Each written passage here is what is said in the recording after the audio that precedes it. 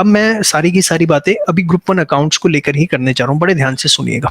देखिए सबसे पहली चीज होता क्या है, बच्चे जो है ना अकाउंट्स को एक लंबे समय से छोड़ देते हैं। जनरली जो अगर मैं बोलूँ 1.5-2 महीने से आपने शायद अकाउंट्स नहीं पढ़ा होगा।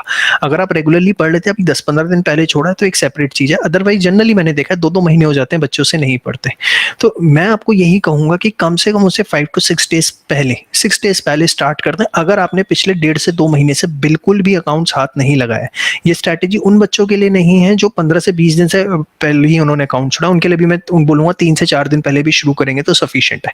क्या करना है, सबसे पहली चीज क्या करना है, इससे ज्यादा इंपॉर्टेंट मेरे हिसाब से है कि क्या नहीं करना है। क्या नहीं करना है इस कोई नया क्वेश्चन उठा के मत शुरू हो जाना। सेकंड चीज, किसी दोस्त के रिवीजन स्कीम में मत आ जाना कि मैं ऐसे पढ़ रहा हूँ। सबसे पहले आपको क्या करना है कि आईसीए मॉड्यूल उठाइए। आईसीए मॉड्यूल के अकाउंटिंग स्टैंडर्ड्स के सारे क्वेश्चन, इंश्योरेंस और हायर परचेज और आपका इन्वेस्टमेंट अकाउंट, ये अब बच्चे कहते हैं सर क्या लिख के प्रैक्टिस करने। तो देखिए आपने जब भी पढ़ा होगा तो डेफिनेटली कुछ ना कुछ क्वेश्चंस ऐसे होंगे जिसको आपने मार्क कर लिया होगा कि ये इंपॉर्टेंट क्वेश्चंस है, इसको मैं अच्छे से करना है। तो पूरा क्वेश्चन सारे नहीं करने होते। आपको क्या करना है, सिर्फ 2-2 क्वेश्चंस भी राइटिंग में कर लेंगे ना तो याद आ जाएगा। थोड़ा हाथों को याद दिलाने में लगता है इस समय, तो 2-2 क्वेश्चंस भी अपने हाथों से कर लेंगे तो that is going to be more than sufficient. और सिर्फ इन्वेस्टमेंट, हायर परचेज, इंश्योरेंस, एएस कर लेते हैं, 50 नंबर सिक्योर हो जाते हैं, काफी आप सेफर साइड आके खड़े हो जाते हैं। आईसीए इस तरीके से पूरी करनी है, 2-2, 3-3 क्वेश्चन हाथ से कर लीजिए, सही रहेगा। ये करने के बाद वो कौन से करने हैं वो भी मैंने बता दी, जो आपको थोड़े टेक्निकल लगते हैं वो वाले क्वेश्चंस, ठीक है। ये करने के बाद आपने क्या किया, जब ये आपका टोटल मेरे हिसाब से 3-1 दिन का समय लग जाता है इसके अंदर तरीके से सलीके से करने में, और सिर्फ इलस्ट्रेशन नहीं करनी है, प्रैक्टिस एक्सरसाइज के क्वेश्चंस भी करने हैं। उसके बाद आप रिवीजन टेस्ट पेपर जो आईसीए ने इशू किए हैं लेटेस्ट और पिछले 3-4 अटेम्प्ट्स के जितने हो सके, कम से कम अगर 4 आरटीपी करें, प्रेजेंट प्लस 3 पुराने, तो अच्छा रहता है। बहुत अच्छा करना है तो पिछले 4 कर लो बस आरटीपी। तो पहले आपने आईसीए मॉड्यूल किया, फिर आपने आरटीपी किया, you will start gaining the confidence. अब बेटर इससे अच्छा क्या रहता है कि आप पास्ट एग्जाम पेपर उठाओ और कम से कम 2 पेपर ना 3 घंटे का टाइम बाउंड मैनर लेके अपने हाथ से सॉल्व करो। बाय गॉड कह रहा हूं, आग लग जाएगी, ऐसी शरीर के अंदर फीलिंग आएगी ना कि बस हो गया पेपर। ये चीज बहुत जरूरी है। देखो एग्जाम से पहले 1-2 पेपर अपने हाथ से लिख के जाओगे ना, एक बड़ा कॉन्फिडेंस रहता है कि हाँ यार मैंने आईसीए का पेपर ही तो अपने हाथ से लिखा था, वो मेरे को आता है। अब मतलब जब भी मन में ये आएगा ना एग्जाम सेंटर में, मैं बता रहा हूँ एग्जाम सेंटर में 1 घंटे पहले क्या होता है, यहाँ पसीने के आने शुरू, और सारे वो दोस्त जितने रिश्तेदार आज तक एक आधा अटेम्प्ट लगाया वो सब याद आने शुरू हो जाते हैं। यार वो भी पढ़ के जाता था, पता नहीं क्या हो गया था, यार वो भी लड़ गया, पता नहीं मेरा क्या होगा। तो उस समय ना आपको एक कॉन्फिडेंस चाहिए होता है। वो कॉन्फिडेंस कैसे आता है, अपने कहोगे अबे क्या यार पेपर में कुछ आता भी है, वो पढ़ के नहीं गया होगा, है मैंने किया नहीं था कि 2 पेपर आईसीआई के तो थे, आए नहीं थे मेरे 70-70 नंबर, जबरदस्ती बातें। तो ये जो मन की लड़ाई होती है ना उस समय, ये जो आपने चीजें की होती है, ये सच्ची में उस समय बहुत ज्यादा बेनिफिट देती हैं। ये मेरा खुद का पर्सनल एक्सपीरियंस भी रहा और ये हर किसी के साथ होता है। तो मैं आपको ये एडवाइस करूंगा कम से कम 2 पेपर जो है आप एग्जाम से पहले सॉल्व करके जाओ, और ये करंट पेपर जो भी आया था अभी और उससे पिछला पेपर कर लें, या कोई भी 2 पेपर रेंडम बेसिस पे, बस इससे ज्यादा कुछ हाथ लगाने की जरूरत नहीं है। कुछ नहीं, परफेक्ट रिवीजन बुक है तो उसको अच्छे से पढ़ लो, उससे सारी थ्योरी आपकी कवर अप हो जाती है।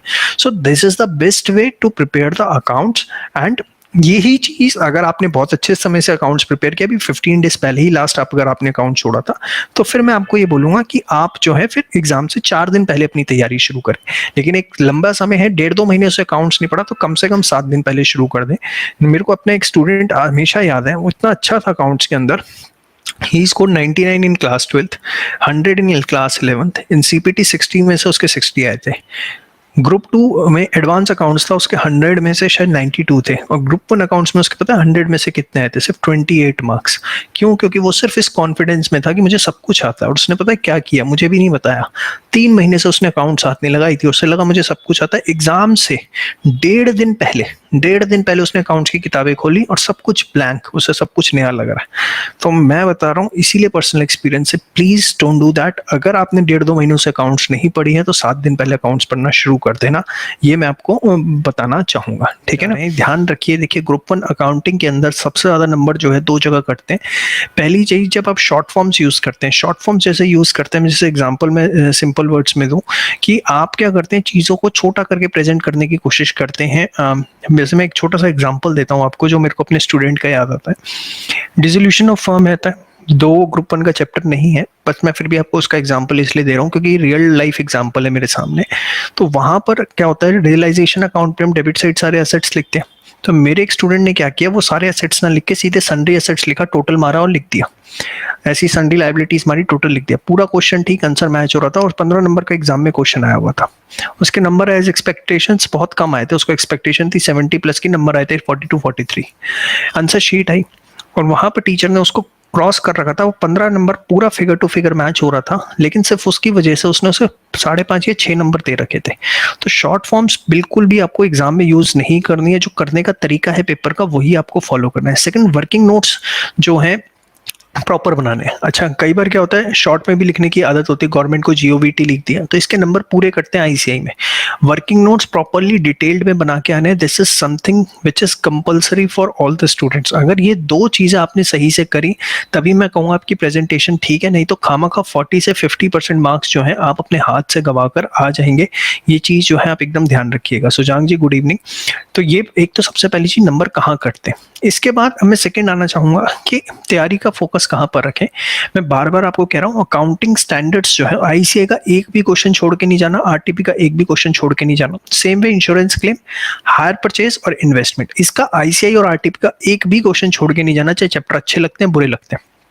सिर्फ इतना अच्छे से कर गए ना, बिलीव मी, वहां पे जाना, पेपर खोलना, सबसे पहले इन्हीं के क्वेश्चंस अटेम्प्ट करना।